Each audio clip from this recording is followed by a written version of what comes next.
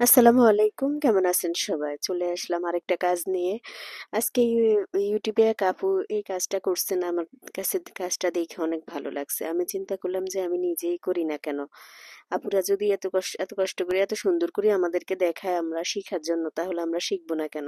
এটা যদি না শিখি তাহলে তো ঠিক হবে না, তাই না?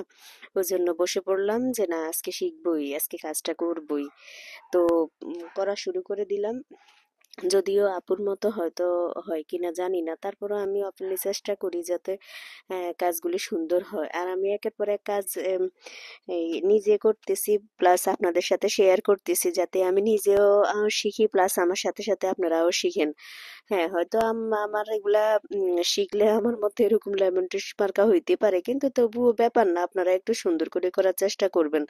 সুন্দর করে চেষ্টা করার পর আপনারা একদিন হয়তো আমাকে বলতে পারবেন যে আপনি কি দেখাইতেছেন, আপনার থেকে সুন্দর আমরা করতেছি, আমরা আপনার থেকে ভালো